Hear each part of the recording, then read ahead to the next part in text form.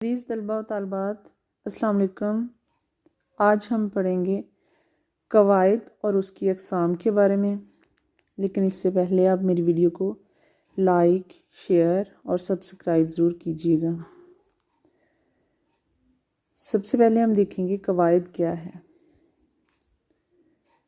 ہر زبان اردو، عربی، فارسی، انگریزی جیسا کہ یہ مختلف زبانیں ہیں، اسی طرح ہر زبان کے اصول اور قوانین ہوتے ہیں جن سے زبان کو سمجھنا، سیکھنا، پڑھنا اور لکھنا آسان ہو جاتا ہے۔ ان اصول اور قوانین کو قواعد کہا جاتا ہے۔ قواعد لفظ عربی زبان سے نکلا ہے جس کے معنی ترتیب دینا اور منظم کرنا ہے۔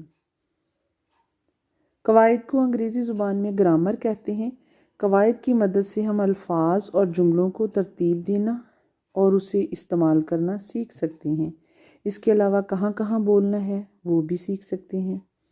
کسی بھی زبان پر عبور حاصل کرنے کے لیے اس کے قواعد یا گرامر کو سیکھنا بہت ضروری ہوتا ہے، اور یہاں پر ہم آپ کو اردو قواعد کے بارے میں سکھائیں گے۔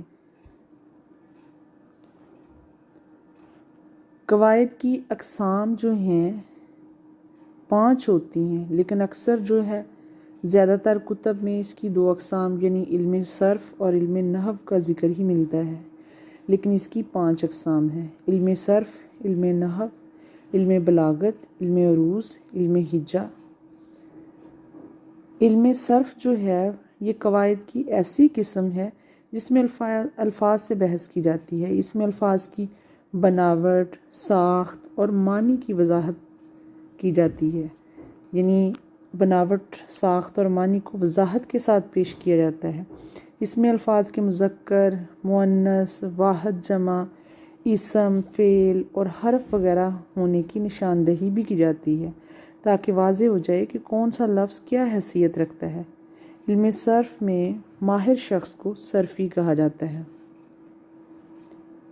علم نحو قواعد کی وہ قسم ہوتی ہے جس میں مرکب جملوں اور عبارتوں سے بحث کی جاتی ہے، یعنی مرکب جملے ہوں یا عبارت ہو اس کے بارے میں بحث کرنا، اور جملوں کو جوڑنا کیسے ہے، توڑنا کیسے ہے، ان کا آپس میں تعلق کیسے قائم کرنا ہے، یہ تمام باتیں علم نحو میں سیکھی جاتی ہیں۔ علم نحو میں ماہر شخص کو نحوی کہا جاتا ہے۔ علم بلاغت جو ہے تیسرے نمبر پر ہے۔ علم بلاغت سے مراد تقریر کرنے کا علم ہے۔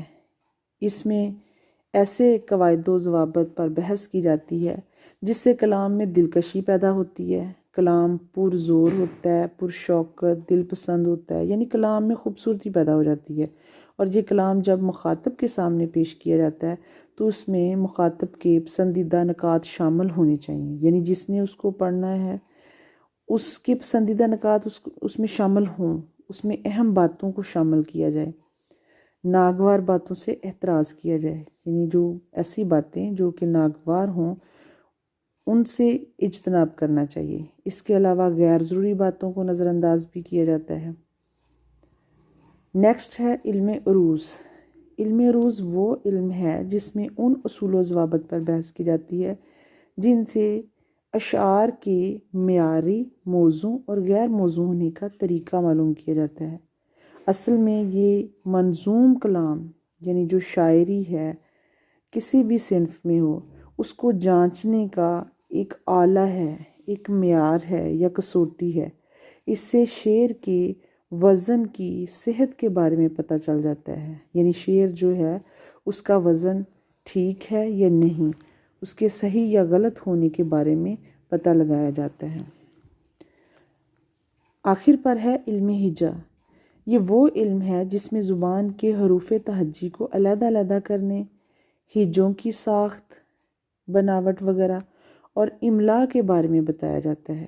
اس میں حروف کی حرکات و سکنات یعنی حروف کی جو آوازیں ہیں اور ان پہ جو زیر زبر پیش جس کو اعراب کہتے ہیں، اعراب کے متعلق وضاحت کی گئی ہے۔ اس علم کی مدد سے حروف کا صحیح تلفظ معلوم ہو جاتا ہے اور حروف کا معیار قائم ہو جاتا ہے۔ امید ہے آپ کو میری یہ ویڈیو پسند آئے گی۔ اللہ حافظ.